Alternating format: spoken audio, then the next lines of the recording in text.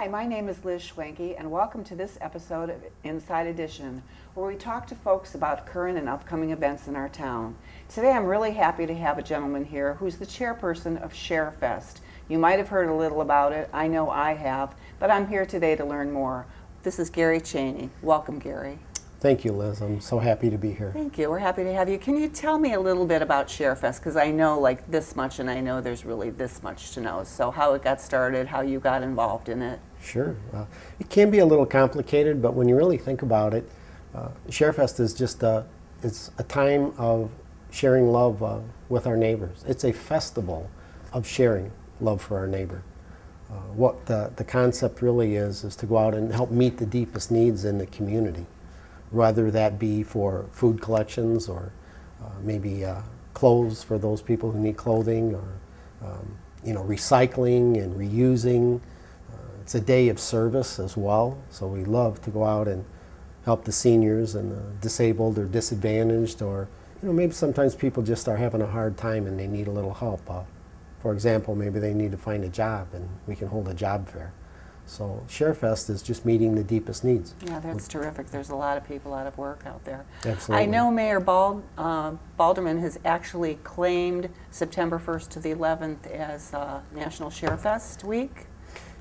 Yes, and I have to say I am really, really happy for the mayor and the village for standing behind what they say, to be Proud America, the home of proud Americans. Right. To make that proclamation and then to go out there and do that, right. To go out and meet those needs. I have to say we live in the greatest village in the world. We do. And I truly believe that. And I guess it's really more than a week. It's like 11 days of sharing. I think that's the sort of motto that they're using. Can you tell me a little bit more about some of the drives or activities? I think when we were talking earlier, there were 5 or 6 major initiatives. Sure. And it just made sense to do that. This is our 5th year, this annual event. And we started off with a weekend.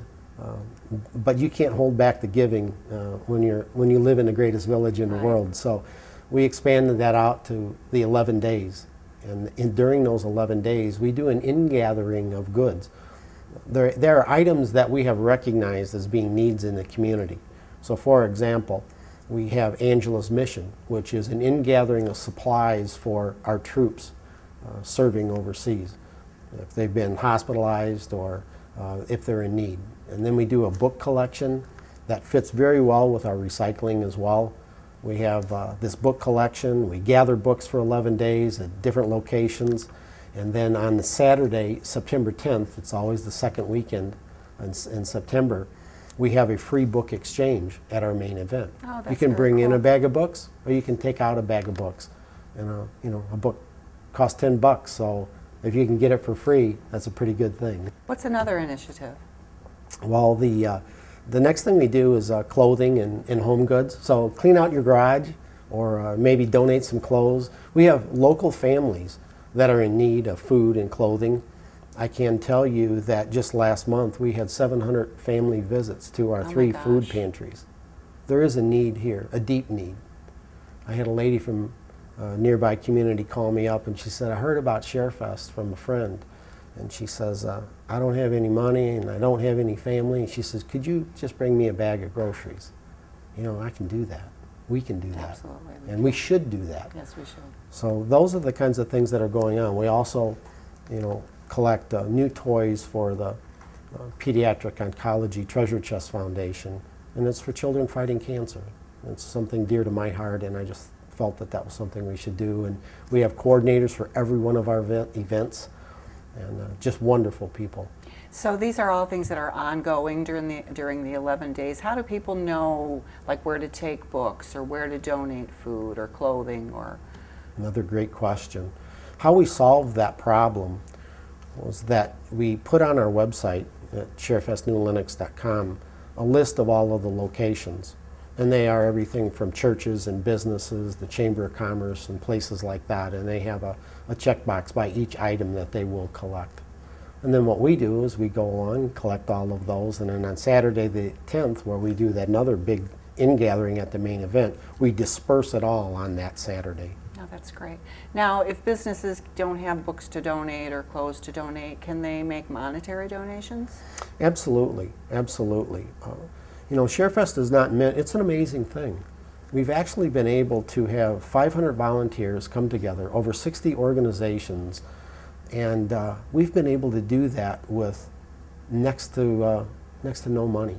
And it's really remarkable because we have completed 122 service projects for senior citizens, somebody who's disabled, and I could give you lots of stories about the needs that we have here. We've been able to complete 122 of those projects. As of today, I have 15 more on the list already, and by the 10th, I'll probably have another 15.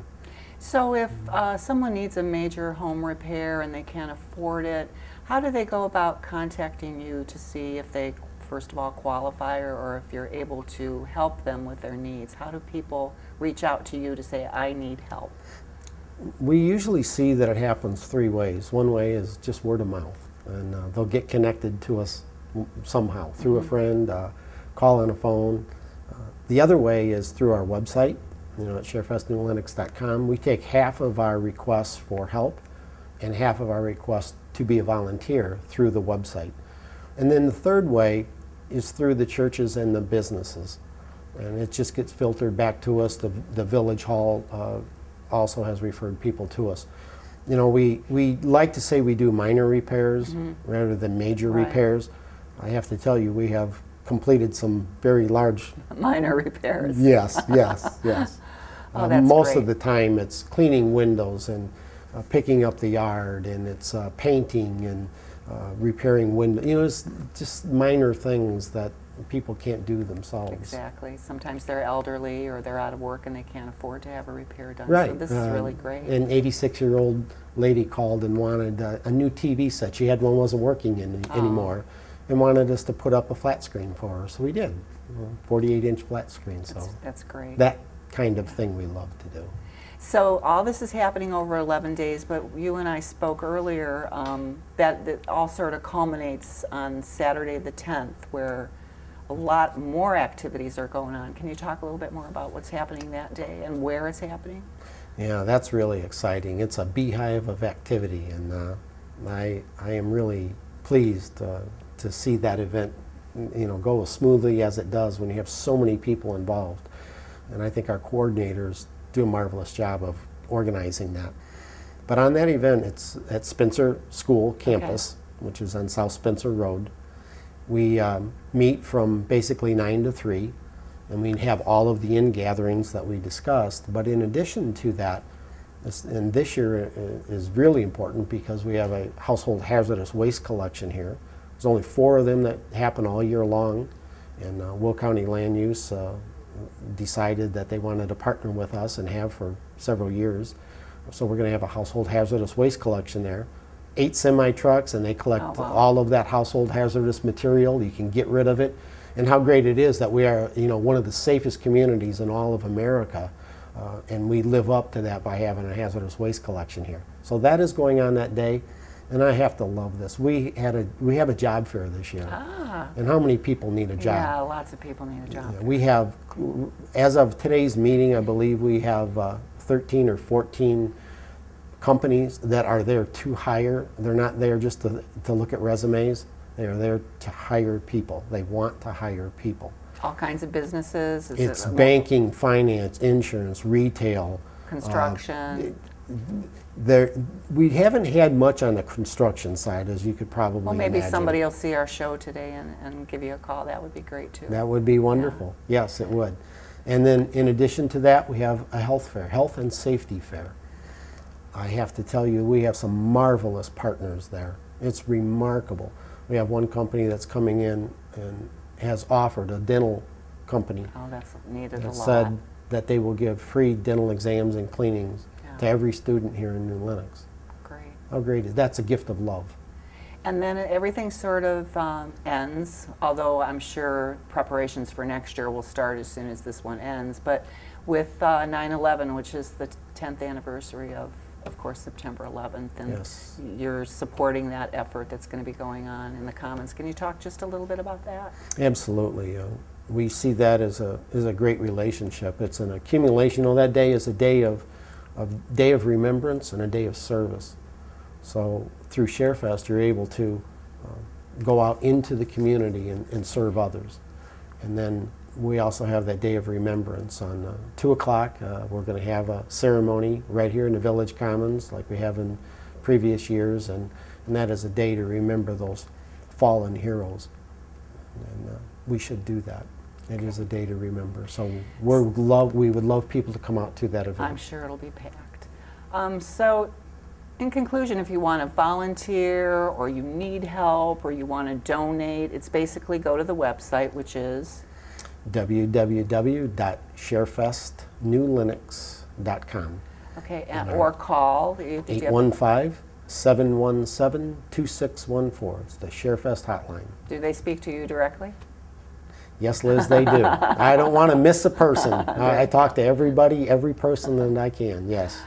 I really look to discern what they want to do. If they need help, I want to know about it. If they want to volunteer to help, I want to find out where their passion lies. Maybe their passion lies in a food drive. Maybe their passion lies in helping somebody, help the Lions Club, for example, who's doing free diabetic retinopathy screening and macular degeneration screening for free. We can plug somebody in if they have a passion to help people with their health care. I want to put those people where their passion lies, so that's why we contact them individually. That's great. You're doing a great job. Anything else you'd like our folks out there to know? Just come out and help and call and volunteer and donate? I would say if you really want to be happy, this is what I have found, and this is just a little bit of how it's worked for me. And I would say that when you give and share and show love to somebody, that you really care, you don't just say it, you do it, right. That brings about a great happiness. And I think what happens then is you start sharing that love with somebody else, you begin to love yourself. Exactly. Yeah, and I think our biggest problem in America is that we have a very difficult time liking and loving ourselves. So. Well, thanks for joining us and sharing a little bit about Sharefest, and hopefully some folks will see our show and call you and get out there and volunteer and donate and help. Thanks for coming. Thank you, Liz.